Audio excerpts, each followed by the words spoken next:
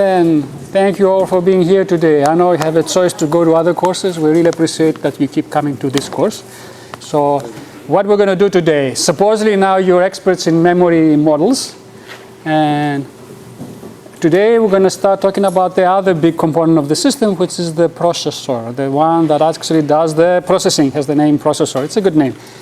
So I want to remind you from the first lecture, any processor out there you're going to find, any computing system, fundamentally just does two types of things. Moving data around, that's why we started with memory, that's the primary location of data, and manipulating the data, I mean doing transformations of them. You give it some input and it transforms it in some known way to some other output. That's what it does. We're going to be looking at the part now that's really the brains of the system. By the way, this is completely stupid. That is, it has no intelligence whatsoever. You have to program it to do what you want it to do. Okay, so we're going to be talking about the processor, and again, we're going to be talking about the programmer's view or what the processor is. That is, if I give you a computer and I tell you it has this kind of processor inside, what should you know as a programmer to write a program and reason about what the program it's meant to do, right? That's all there is. Not how to build one. That's going to be the second part of the course. We're not going to do that yet. Now, so this is again a behavioral model, right? What the programmers should know, nothing more than that. Now, here's the biggest challenge that are on this. There are gazillions of processors out there, right? Many different ones. For various reasons, some of them are more popular than others. Those reasons are not necessarily technical reasons. Some, often enough, these are market reasons, or it's just because it just happened like that. There's a lot of luck involved, like everything else in life. So don't assume just because a particular processor is popular out there is necessarily the best architecture out there, or the best machine. It just happens to be the one that survived. By the way, there is a strong correlation. If you have a crappy architecture, it's not going to survive. But sometimes there have been architectures in the past that were very, very nice, actually much better than anything else. They just didn't make it. Exercise or a question? That's okay. It looked very similar to a question. Okay, good. We're going to do now, how do you go about learning? You can keep doing that. It's okay. I didn't mean to make you feel bad about it.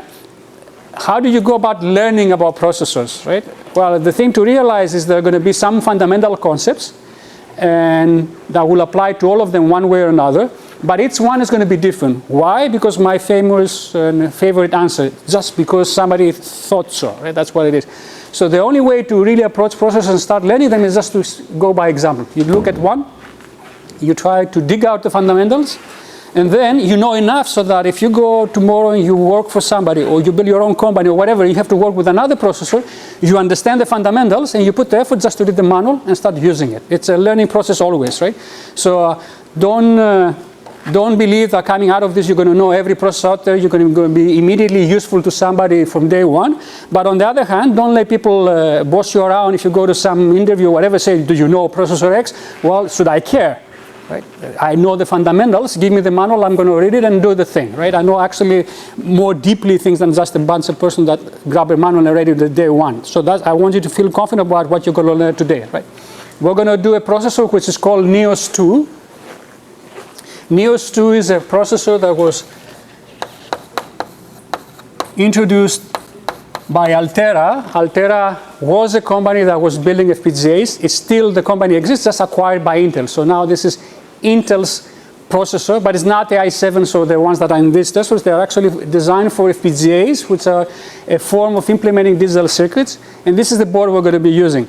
Now, you're not going to find many people actually using that processor. Don't fret about this, right? What I want to say is this is a very good educational tool. NIOS II itself, I don't know if they're going to be happy with me saying that or not, is essentially a copy of another architecture. There are some things that are slightly different, but just enough, I think, so that they don't infringe on the other one, which is MIPS. MIPS was a very, very, very revolutionary architecture back in the 80s. Actually, one of the designers recently got the Turing Award. Awards are awards, but this is the highest you can get in the computer science field, right? It's a very clean architecture and allows you to focus directly on the fundamentals. If I wanted to train you to go and become useful to some company for an industry this summer, let's say next summer, I would either invest on Intel processors or an ARM processor, right? So you may want to start looking at those on the side. Right? But in terms of the course, we're going to be spending most of our time trying to say, okay, it's done like that for this and this and this, but really the concept underneath is this. Why? Because those machines were designed early on. Intel's, the nuts and bolts of that were designed in the 70s, late 70s, ARM in the mid 80s, and there's a lot of historical reasons why things are like that. And honestly, I rather spend 100% of my time focused on fundamentals rather than the peculiarities of that one or two architectures. If there is time, we may do a quick introduction, but don't bet on it. Okay, so far so good. Okay, so we're going to be talking about that, and we're going to be talking about all the things you need to know as a programmer. Some of the stuff will be obvious to some of you, some of that may not be obvious to you. So I'll try to cater to the point where everybody will probably understand a list. So we're going to go a little bit slow. So for today, I would like to start with the following. In the beginning, there was nothing. Right? Then somebody plugged the plug on the wall, and there was power. And you woke up, and you were a computer. How many of you have read Kafka's Metamorphosis? It's a book. Okay. All right, so two people will actually relate a little bit to that. I'm going to pretend I read the book. I actually haven't necessarily read the whole book, but I read part of it and I've seen part of it. Anyway, the story there is there's a person that wakes up one morning and they're not a person anymore, right? There's something else. And now they have to contend with that. It's a very depressing book. So for whatever reason you're not in the best mood, don't read the book. It's not a good book to read. It's not an uplifting book, on the contrary. Okay. Huh? What's it called? Metamorphosis, which it really means transformation. That's what it means. But it's honestly the story. Somebody wakes up and they're like a big bug.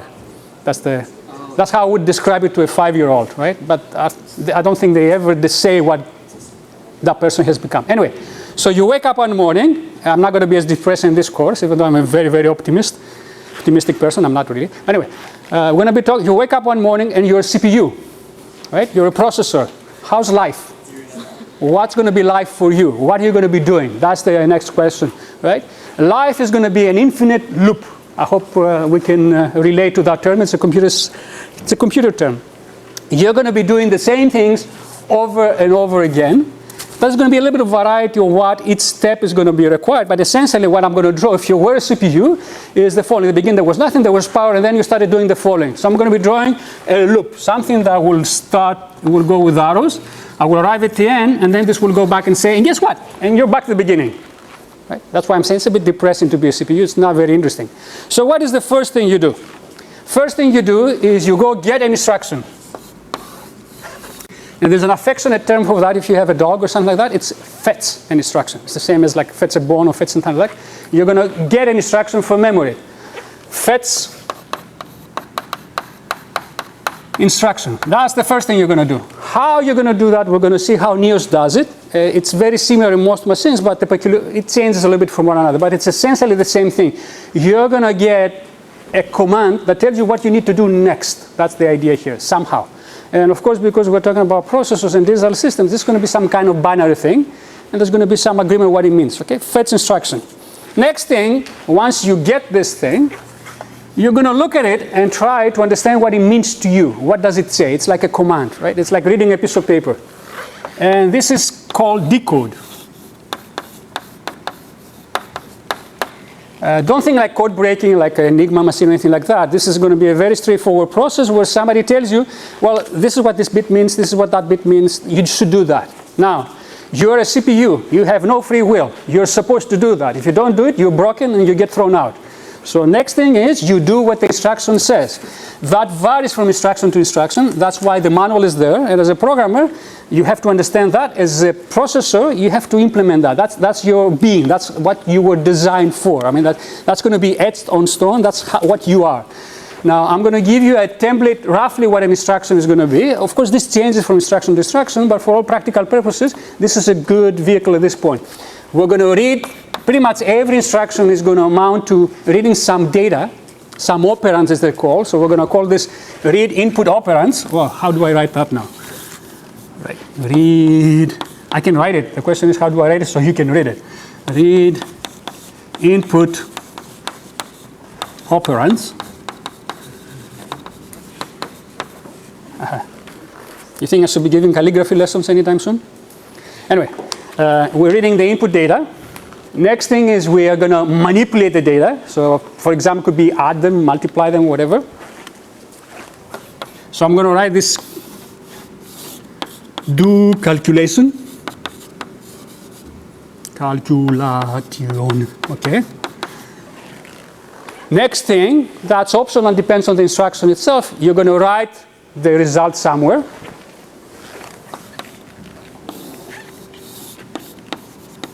Write result. And if you can put a note on your notes that this is the output operand, the output result, that's another name for result.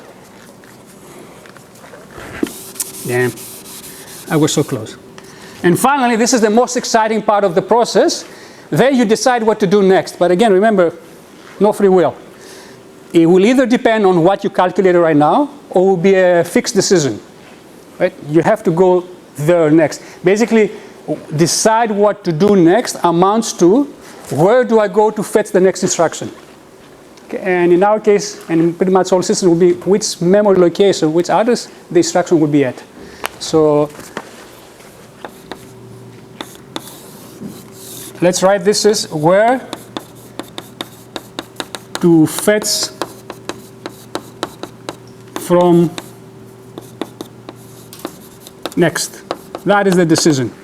And guess what? As I promised, the next step is basically go back to the beginning, keep doing that. This is what a CPU does, pretty much, every one of them out there. The differences is what is involved in every single step. This thing, these collections of steps, are the things that you can describe with a single instruction. So, as I said, fetch instruction, this was implied. This is the sequence of executing one instruction. And what is an instruction, if you wish? It's a fundamental operation. This is how you talk to the computer. This is how you program it. This is what the designer has to implement. So you have to implement a lot of those, but the structure generally is the same, pretty much. What changes are these steps for each one of them. It's very important to remember that pretty much these are going to be common for most of them, if not always identical. We're going to see that in more detail. Okay, any questions about this? All right, let's move on. So now we're going to go become NIOS specific, and we're going to see what is involved in this. So we're going to be talking about the architecture specification of this, or the programmer's model, and there's going to be a lot of stuff in that. There's going to be information about what are the various storage locations that are available to you, where the operands may come and go to. And then there's going to be a lot of information about what does it mean to execute this instruction, what does it mean to do that instruction. The first part, where the data goes, we're going to do very quickly. There's not much to it. The second part, however, which are all the instructions, what do they do? Well, it's a book. And we're going to do that incrementally over several lectures. And again, my approach will be, here's a C statement, here's how it translates to instructions. Right? And you're not going to learn all of them in these lectures. That's not the point. The point is to get to the point to understand the translation from C to NIOS. And at some point, you're going to be confident, if I need to learn something more, I can open the book. Right? So the NIOS instruction manual will be this. The i7 manual will be something like that. And by the way, the i7 and the NIOS will have a section at the end which is called errata. That's Latin. I don't know Latin, but I know what errata means. What does it mean? Errors. Or to paraphrase, these are the things we thought we were going to build, but this is what we actually built. Okay? Nice. These are the things we did wrong, basically. And this always happens when you do stuff, right? This is the good, everything's good intentions. At the end, you do. It's called debugging when you do programming. Unfortunately, with hardware, it's also features. I'm just saying, with hardware, you can debug it, you can find out what you've done, but going and fixing it is not always that easy. I mean, if it's a PCA, yes, but if it's a chip, you just build gazillions of them, 1 billion a piece or something like that to get all the masks. It's not happening. Okay, enough with this. So let's talk first about the storage. So NIOS has two types of storage. From a programmer's perspective, I'm not talking about implementation, what you should know as a programmer. The way to view them is it has two arrays. One is very big, and it's the memory as we described it last time. The other is very small. Okay. So there is memory. Let's talk about memory first. We're building on the stuff we're discussing, not yesterday. Was it yesterday? Anyway, someday. It was yesterday. Anyway, memory. It's a 4 gigabyte address space. This is a 32-bit machine pretty much. So it's a 4 gigabyte address space.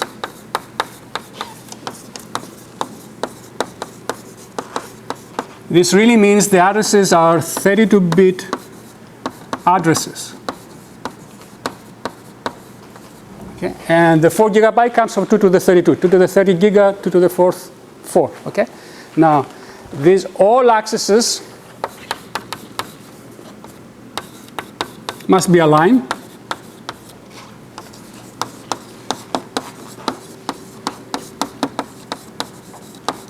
And the memory is supposed to support 3 data types: byte, half word, and word, respectively 8 bits, 16 bits, and 32 bits. Okay. This is the basic architecture. And I think it's a little Indian.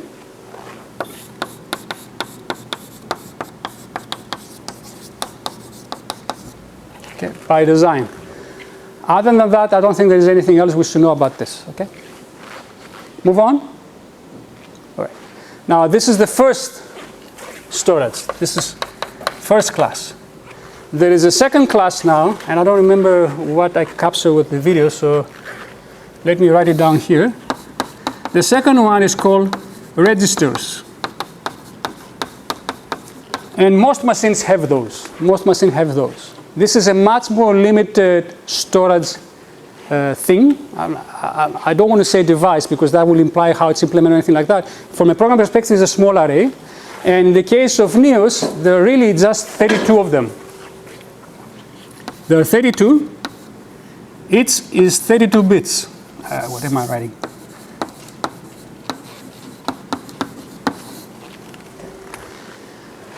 When you're going to write a program for NIOS directly in what's called machine code, not in assembly, machine code, sorry. You're going to write another representation, which is a textual representation, which is called assembly. This is a representation with words and symbols or whatever that's easy for humans to understand. It's much better than writing zeros and ones. That's the point here. When you use that representation, these are going to be referred to as R0 to R31. Each register is always 32 bits, right? It always has 32 bits inside. That's what it is. All registers except R0, which is special, are identical. The only thing that R0 has that makes it special is that R0 looks like a register, behaves like a register, but it's always 0. Always 0. That is, you're free to write to it, and it's going to say, yeah, sure, whatever you say. And then next time you ask it, what's your value? It say 0. It's like a person where he says, yeah, whatever you say, yeah, 0. 0, 0, 0. That's what it's going to say, always 0. The other ones behave like a normal register. That is, you say, you know what, I want to write a 2 to you. Next time you ask them, what's your value? 2. You write 3, 3. Right? They keep repeating what you tell them. 0 doesn't listen to you. It's like blah, blah, blah, blah. Okay. All right, I think I made my point. Now, these registers, they're identical. However, by convention, when you open the notes, and if you were to open the manual, you're going to see that they have specific uses. I say by convention. These are rules that people have agreed upon. You don't have to abide by those rules. It's just if you want to play well with others, you better abide by them. We're going to talk about them when we start talking about procedure calls. That is, when you write functions in C, there's going to be specific ways you use those so that you can interoperate with other functions without knowing how they wrote them. But for the time being, just use whatever you like. Okay. If I remember correctly, the safest ones to use for your programs are R8 through R15.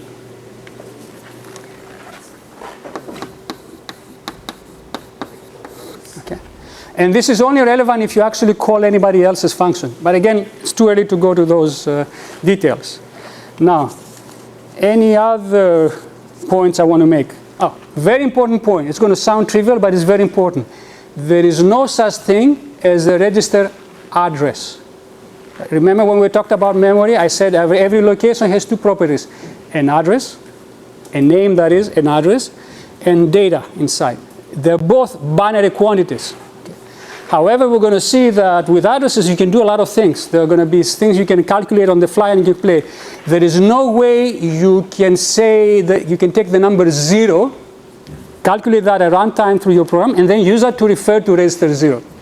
There's no way to say, I'm going to calculate a value and I'm going to use that essentially as an index inside the register file. You have to always say, I want this register. So anytime you execute an instruction, whichever register it uses is going to be fixed at program write time. I don't know if this makes any sense, but hopefully we'll make as we progress and I show you actual instructions. So just keep that mental note for the time being and we'll clarify it as we move along.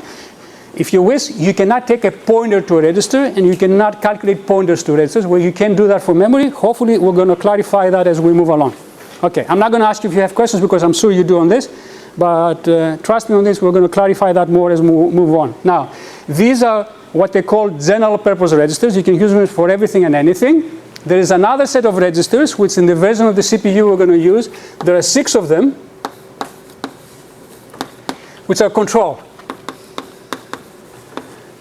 So these are things that we're going to be able to read and write as if they were registers, but they don't have the meaning of a register anymore. They're not value repositories. They're really switches. It's like as if you have a control panel, like think of a plane or anything like that, and there are switches that we all know what they do, right?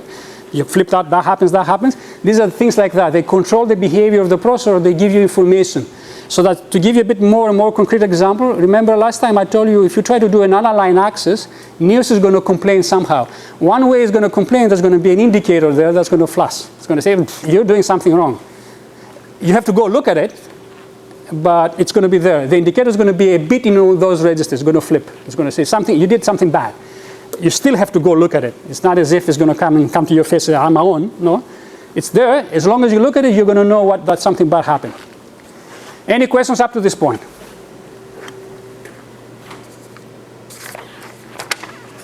I'll take that as a no. Alrighty then. So now we're ready to write our first program. Are you guys excited? As much as I am? Huh? Yeah, I think we can agree on that. So what's the program we're going to write? Let's see. We're going to write the following program. Whoops. I'm trying to think what to do. I need to turn on this thingy. Send to left projector. But I think they're using, I don't know, press left.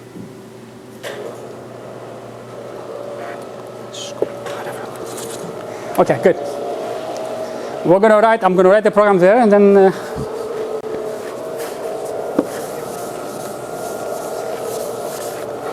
we're going to write the equivalent of the following. uint, and please understand that I'm just being lazy right now. I meant to write unsigned space integer a uint b uint c, and sorry, I've just looked at that. It's up there. Oh, I have ucar up there. Anyway, I think it's going to work either way. What I have in my notes anyhow, it's the following. uint a0. This is the value 1, and this is the value 2. And we're going to do this very complicated calculation. A equals B plus C. Let me clarify. This is a code fragment. It's not actual proper C code because there's no function around it, nothing like that. We're going to just look at that. Let's say I want to, and we're going to see what it translates to. And that's going to be an introduction of how the NIOS is going to do that. We're going to do several versions of it. At the end, we're going to arrive at one that's going to be pretty much self-sustained. That is, yeah, you're going to understand everything. In the beginning, I'm going to tell you things that are, okay, let's assume this, let's assume that. So, sorry, my notes, my slides have ucar. It doesn't matter. We're going to figure that out later on. So we have these 3 variables, and we want to do that. Now, first version we're going to do, as the slide says, is the register version.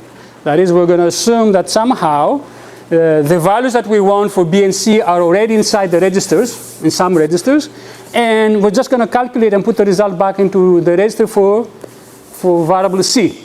Now, remember, this is our computer.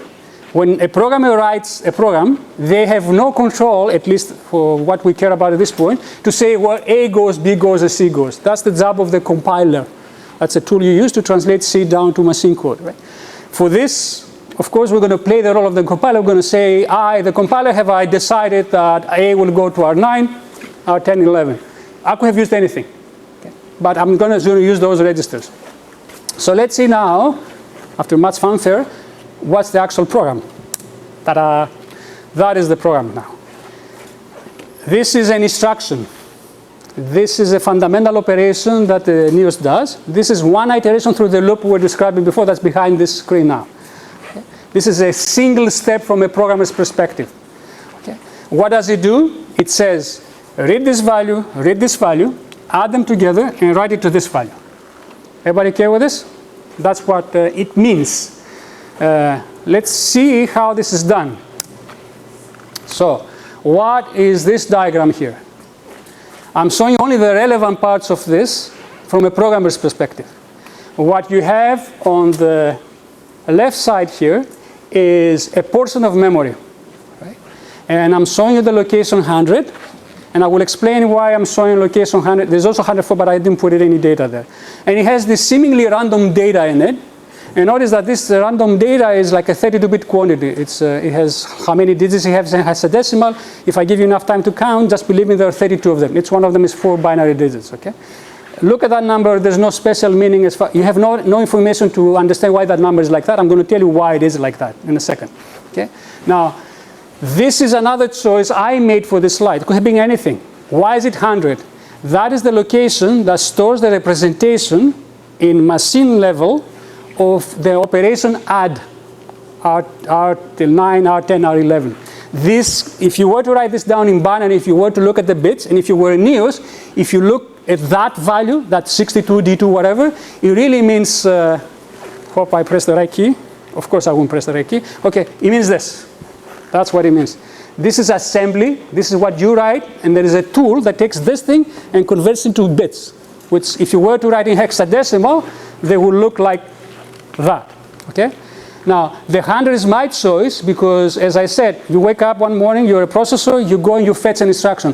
What does this mean for NIOS? NIOS has another special register, which is called, unfortunately, program counter. For many machines, this is called program counter. For other machines, it's not called program counter. But it's a special register. It's not something you write directly to most of the time. This is a 32-bit thingy, which the CPU uses as follows. If I just started to execute an instruction, I take that 32-bit quantity here. I'm only writing 100, but please understand, it's all the zeros and whatever, so you have a 32-bit thing here. I take that, and I send it to memory to be used as part of a load operation to memory. I say to memory, can you please give me the 32-bit quantity that is at that location? Okay? This could have been anything. It's just an example that happens to be 100. That's why I'm only showing you the location 100. Okay? Now, so this is memory. This is the program counter. And there's this particular way this gets updated, and we'll see that in a second. So far, so good? Finally, for the diagram, we have only the 3 registers that we care about. And we assume that somebody came and somehow these values are there already. We're going to see in a second how we can do that if we wanted to. But let's assume that for the time being. Everybody okay with me? Now, with this, what I'm going to do now, it's a very tedious process. For some of you, this may say, come on, why are you doing this? But trust me, over the years as I've been teaching this course, I find that this is the most significant part. You get this, you're going to be able to follow everything else. You don't get this, you're going to be lost. So follow this as much as you can. If you know this, great. Okay, at least try to agree with me that's okay, or bear with me for a few moments. Okay, so in the beginning there was nothing. You were told, be a CPU. So first thing you do is you fetch. What does this amount to? NIOS does the following. Goes to this program counter and says, what is the quantity there? Send this operation to memory. This is an operation according to the syntax I was using yesterday. This is not an instruction. You just go to the window, that's the memory person, and you say, please do this for me. You fill out that sheet and you say, load word from that location. Okay? Don't confuse that with instructions, please. Load word 100. Okay? Now, this is the fetch part. What does memory do? Memory, of course, is a nice device, and it's meant to operate and do what it tells it to do. It just does 2 things, reads and writes. It does the load, and comes back and gives you that. It goes to memory, and from location 100, it reads 100, 101, 102, 103. It's little endian, whatever, gives you that value. So you get the response back and says, this is the value. Fetch is done now. Okay, that's the end of it. We're not done with the instruction. This was just the beginning. What do we do next? We decode. So you sit there and you say to be or not to be, whatever this thing is. What are you? Well, it's this. How do I know? I don't. I just went one day a long time ago and I went and plugged this into the assembler. I say, let me look at what comes out. That comes out. If I were to spend time, open the manual, I would be able to do this by hand. That's what it is. Why is it like that? Just because somebody decided that's a good idea. Actually, there is a bit of thinking behind why it's like that. It's not the point right now. But if you were to approach this could have been anything. This is what it happens to be. That's good enough for the time being. So far, so good. So now the CPU says, I got to do this. It has to do it now. So we're done with part 1, part 2 of the loop. We go to the third, which is let's read the operands. Now, these are the 2 source operands. You have to read this, you have to read that. So it's going to go to the register file. Notice that the names of the registers come as part of the instruction. That's what I was trying to say before. The names are fixed in the instruction. This 10, somehow it's buried in the side there, hidden. The 11 is hidden in there too. So it goes to the registers and say, you too, give me your values. So now we're the part of reading the source operands. It will read them out. This is ether now. This is the actual implementation of the processor. We don't care what is that, mentally what it means. I'm making 2 copies of that somewhere, not in the registers anymore. I just read them, done. That's a point in time. What I do now is, next step is I do the calculation. I add them. How? I don't care, just what I do. That's the implementation thing. And I get this result. This is again in the ether right now. It's all 30 somewhere. What's the last part of the instruction? It says the destination register is whatever it is, R9. So the last part, before deciding what to do next, will be to go and write that back to R9. The previous value of R9 is gone, and now it's 30. Everybody okay up to this point? What's the next step? Next and final step is to decide where to fetch next. For most instructions, it's going to be a simple decision. Go to the next numerical in order address in memory given the size of the instruction. What I mean by that is this. Every instruction in NIOS, that's a cautious decision to make the machine implementation simple. We'll get to that when we talk about CPUs. Every instruction is 32 bits, 4 bytes. Every instruction, period. There's no exception to that. So the default action, unless the instruction specifies otherwise, is to increment the PC by 4. I happen to be 100. I am done with this instruction, it's just an add. The next instruction that NIOS is going to execute will be 104. So it better be something you want it to execute. It will do that whether you like it or not. It will do that. That's the bottom line. So there better be something useful there. We don't care at this point because we're done with our program. So far so good? Everybody okay with this? Okay. So these are all the things that happen underneath. This is how to reason about what your machine does. Questions? Alrighty then. Next version of the program. So we're building up now. We've done one where somehow the values were automatically inside the registers. We're going to now break free and put them ourselves there. Okay. So the next version is going to be that. B is 10 and C is 20. And I want to do that. But I want to force those values first.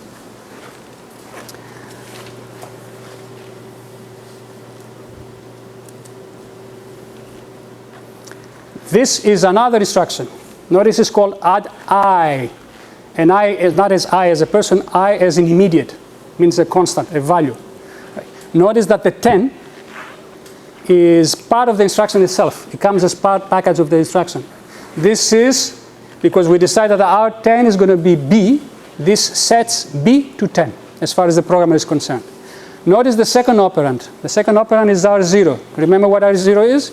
It's always 0. So what this thing is not really an assignment operation. You're not assigning a constant. It is an addition. It's just that you use the fact that you have a 0 there to say, take 10, take 0, add them together, put it to this. So you get R10 becoming 10. Sorry for using R10. No connection between this thing and that 10. This is just a name. It could have been R3. Okay, so we don't get confused. So you can probably guess what's the next instruction now because we need to set C to 20. Okay? That is the next instruction. Notice, yes sir? Sorry, I'm kind of confused about the add I immediately. The immediate part means that this instruction is going to be something that has one destination register as before, one source register, and the next part is going to be an immediate. It's a number. It's not a register. Oh, immediate is number based. It's a number that's embedded inside the instruction. So the instruction itself tells it, don't read any register for that. I'm going to give you that value. It comes from me. So there's no instruction where we just put 10 directly. We always have to add it to register 0. There is no instruction there is a pseudo instruction to do that, but there isn't. It's implemented like this. Okay? And that is another, now we're going a little bit into good design rules, or if you want, this is more like a philosophical, but it's actually good design rules.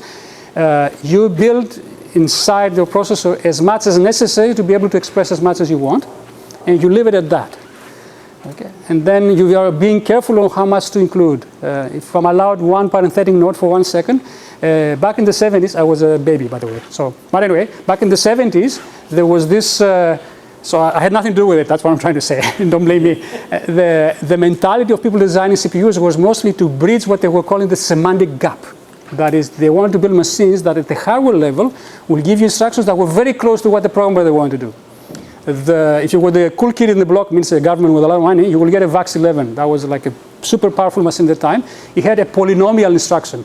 There was a machine code instruction that would take polynomial powers of x and would be used to solve like Taylor series and stuff like that. That was a machine level instruction.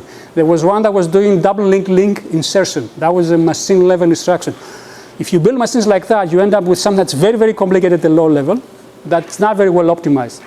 NIOS is what's called a RISC architecture. This is mid-80s. You end up with circuits that are very simple and extremely fast. And then through the compiler, you can tailor it to what you want. It's not black and white, but this is good practice. You just build primitives, and if you can synthesize many operations with one instruction, that's good. That's the mentality behind it. Yes, miss? What did you say the I meant? What, sorry? What did you say the I meant? The I meant that, look, you're going to have 3 operands, but the last one is going to be an actual number, not a register name. Compare and contrast with the previous one. Is that all you need R0 to be 0? Because you can't put an actual number and another number? Yes, exactly. That's the decision they made. That's why they want R0 to be 0, so they can play tricks like this. Okay, going back to your question, this instruction, notice it's add, and this implies I am an addition. I will take 2 operands and 1 destination, but both of my input operands are registers. Okay, that's part of the encoding of the instruction. So add die is not going to be 62. It's not going to look like that. It's going to look something else. So add die, the instruction itself says the next 3 things I'm going to tell you, they're going to be register, value. All right? Okay. So this does the B equals 10. The next one does the C equals 20. So far, so good? And now, from this point on, we're back at where we were before. We have a register file that has the values we wanted. So I hope you can expect that the next instruction is going to be identical as before. Just that. Because we did put the values we want inside the registers. So far, so good? Everybody happy with this? Questions? As rudimentary this may seem, or simple as may seem, or whatever, this is understanding what the CPU does for these things is very important, because you can easily get confused. I don't know if I'm able to convey that, but please understand when we say do this, it really means take the values out, rip them up, make copies, calculate, write the result back. You have to reason about that in that way. That's what the machine is supposed to do. And also the program, again, sequential execution. You do this first, this finishes completely, then you do this, then you do this. The loop I described. Right? There is a point in time where only one thing happens. Again, that's how you reason about what your program does. If you want to build high performance optimizations for your architecture, you can say what this really means, but that's a different discussion. That's what we're going to build in this course. I am obliged to keep repeating. Are you okay? Do you have any questions about this? But I'm going to ask it one more time. Can we move to the next part? And I really mean that if you have questions, as opposed to don't ask questions, I'm going to move to the next part. Okay. All right then. Now, let's do this. This is so easy to write. You can just take a piece of paper. You can write this and say, I want to add these numbers now. Notice I made them integers now. Okay, so there are 32-bit quantities. And I want to move these constants there. This you can write on a piece of paper. NIOS, there's no way to say that to NIOS. Okay? That's kind of weird to wrap your mind around it. But even though you're writing this on a piece of paper with characters, what is important for us to realize is that there is a translation tool that takes this textual representation of instructions and converts each one of them to a 32-bit number. So it's like you're going from English to, I wouldn't say German because that has more words, but anyway, more longer words. But anyway, to some other language, like to hieroglyphs. Right? There's no hieroglyph for that. There isn't. There's no way, you cannot even start saying it. There isn't. Even though it looks, you could, you can't. And the reason you can is because this gets translated into another vocabulary. It only has 32 bits. There's no space for that. Okay. Can you write that C program? It's a rhetorical question. Of course you can write. Will it execute? Yes. But how will it execute? Well, it's going to take a lot more than 3 instructions. That's the bottom line. You have to synthesize it with a lot more steps. So now we're going to see how this is done. Okay. Is that point okay with everybody? So, the necessary graphics, you cannot do that. Why you cannot do that? Before we go to the actual instruction itself. Now, we're running a bit ahead of ourselves a little bit here, but this is an example of how any instruction is being conveyed to NIOS. Remember, every instruction is 32 bits. Here, we're looking at how the particular instruction called add I is encoded. So, first of all, the last 5 bits here, 6 bits, sorry, 5, it goes from 0 to 5, have this value, 04, parenthetic note. Notice that this has a hexadecimal number that's actually 2 digits. If you were to take this literally, it would be 8 bits. However, notice the context. There are 6 bits here. So I hope you understand the 0 here actually represents only 2 bits. Remember when I told you first time they're going to be context, it depends on the context how people represent. This is a convenient representation for a human to read. The actual bit assignment is 000100. That's what it's underneath, okay? What is that? NIOS, whenever it sees that value down there on the 5 bits, it says add I. That's how it understands add I. And now, based on that information, it knows how to interpret the remaining, whatever is 26 bits. This is, I don't remember whether this is the destination or the source. This is one of the registers. I don't remember, sorry for that. Do I have it here? Yeah, this is one of the sources. Notice that there are 5 bits there. 5 has the following property. 2 to the 5th, 32. How many registers do I have? 32. So that is a register name. It comes as a number inside an instruction, but it's not a pointer, it's just a name. It's a way to index the register file, and it's fixed. This is going to be some number. This is your source register. This is your destination register, another 5 bits. And notice now the immediate. Don't count, just take my word for it. There are 16 bits there. And this is how the machine does it. It takes these 16 bits and extends them to 32 and writes that to the register. Okay? So it doesn't write that to, it uses that as part of the addition. So if this bit was 0, this is going to be 0 extended to 32 bits, and it's going to be whatever magnitude is there. If this is 1, that's going to be extended to all 1s to 32 bits, and it's a negative number, and that's going to be added. Right? So if those alls were 1, this is -1, it's going to be extended, will become -1 in 32 bits. Everybody okay with this? So the max value of the immediate for add I is 2 to the 16 minus 1 is outside. Yeah, it's 32,760, minus 32,768. I know you're impressed, I just remember those numbers. In decimal, but it's whatever it is. It's 100 negative, that's the minimum possible negative, or 0, 1, all 1s positive. So it looks at like bit 21 and sees if it's 1 or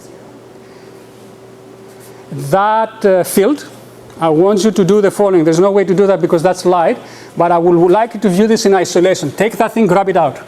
It's just 16 bits. Now, treat that as a signed number of length 16. Because this participates into an addition with a 32-bit quantity. That is a register. That's always 32 bits. Whether we like it or not, it's always 32. So I have to do addition of a 32-bit quantity with a 16-bit quantity. By definition of the instruction, that is interpreted as a signed number. So the machine will do sign extension. And now we go back to the lecture and we say, how do we do sign extension? We take this bit and we replicate it another 16 times, so we end up with 16-bit quantity. That's what the machine does. Okay? So because that field is only 16 bits, there is no way I can say something that takes more than 60 bits, period. So there's no way to write that code. So let's do this today, and I think I'm not quite sure we're going to be able to finish this, but let's start it, and then we're going to continue on Monday, right? let's say I want to do this. R9 is that 32-bit number now. That, you see, I hope you understand that this requires all 32 bits because it has non-zero bits everywhere. It's not something that fits in 16 bits. There's no way to say that with 16. And we're going to use a sequence of instructions to do that. And there is another instruction that was introduced for this purpose and this purpose alone. So first thing to do is to approach this as two portions. I'm going to conceptually separate this number into two halves, the upper and the lower half. Okay? And the sequence of instructions I'm going to use, there's going to be one instruction that takes the upper half and stuffs it on the upper half of the register. And there's going to be another instruction, 2 in total, that takes the lower half and stuffs that on the lower half. That's the way you synthesize that. So 2 instructions to do that. The first is called move high, and high is as in high in terms of height, not hello, how are you, right? Move high. It takes this number, which is a 16-bit thingy, right? It doesn't even treat it as a number. It's just a 16-bit thing. It's a bit pattern, and goes and sets that on the upper part of the register and zeroes out the lower one. What I'm trying to say is that after, if R9 in the beginning was all zeros, after that operation happens, it does the following. It takes this hexadecimal thing, we represent this pattern, which is this, and sets it on the upper 2 bytes of your register, and at the same time zeros the bottom 2. That's what the definition of the instruction is. That's what it does. Fair enough? Yes, please. Does it reset the bottom ones? Or Yeah, this becomes zeros. That's why I have them with red. That's part of the operation. They will become zeros. So it wipes out completely the previous value. There's no remnants of whatever was there before. It gets forgotten. And after that, what you can do an OR I, if you wish. OR is another instruction, and I use that as for illustration purposes. OR does bit level pairwise OR operations. So it treats your register as a group of 32 bits that are friends. They just sit one next to the other. It takes one 32-bit group, another 32-bit group, and just OR them, the two persons that are sitting next to one another. So again, there's not 32 people in this room, not 64. But anyway, what I mean by that is, can I write in here?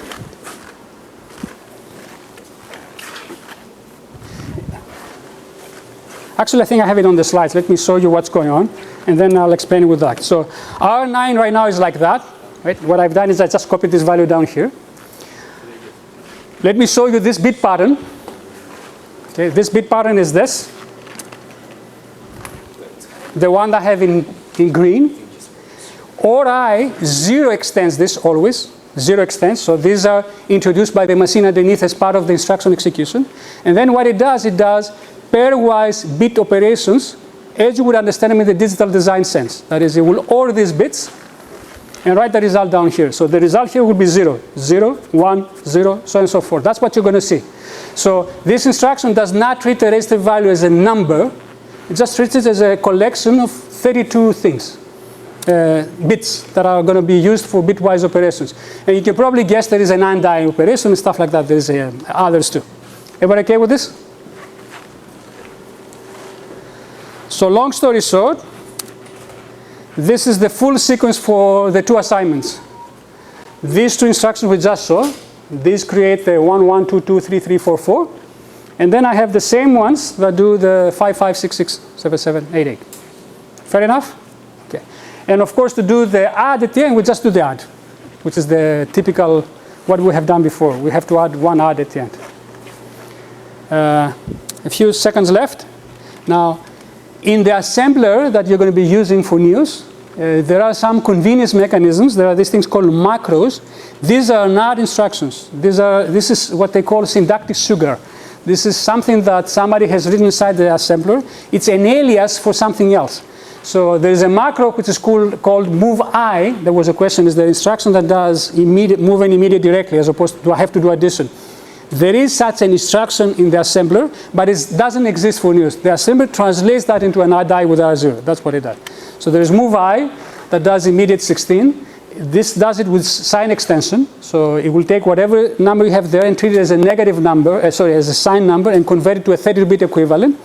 And there is an unsigned as well. And this we'll do next time because it takes a bit of effort to understand how this is done, because they do not do it with move high, add I. I don't know why they do that. MIPS did it like that because it didn't have some of the instructions. ORA is much easier to understand. The machine doesn't, there's no notion of what's more expensive now. So that, I don't know if whether they did it because of inertia, because MIPS did it that way. This gets a bit more complicated for a human. It's the same thing to the machine though, but I'll explain it this next time. There is a gotcha there. You have to be careful about something. Yes, please. For the previous slide, you didn't move high and or why didn't you just straight up do, oh no, another one back. Why didn't you just do 0x1, 1, 2, 2, 3, 3, 4, 4 instead of going through both the other two instructions? Sorry? Why didn't do what? Why didn't you just do the top line instead of doing both the bottom lines? Why I didn't do just that? No, the very top one. The very top is what I would like to do in terms of C. Okay, this is my wish. It's not a, there's no way to say that. Oh, you And that- can't say that. No, and that goes back to the previous slide, which was this. That is, when you specify immediates inside instructions, you have to contend with the following. Every instruction is 32 bits. Some of the bits have to be used for, this is who I am, this is the instruction. Some of them have to be used for the other operands.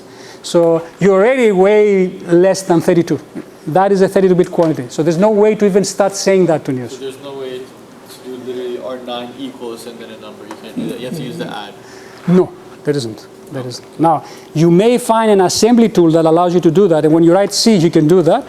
The important thing to realize is that it does not translate to a single instruction. It translates to a sequence. And this is one sequence. Okay. All right. So thank you for your time today. I hope you get to enjoy the weekend. I will post these slides. Right. I'm not posting updates on Quercus because I'm updating the YouTube. Right now, we're close to the original plan for the schedule. I think we're going to start slipping now because, as you see, this is taking a bit longer. I'm not worried about that. So I'm going to be posting the YouTube videos, right?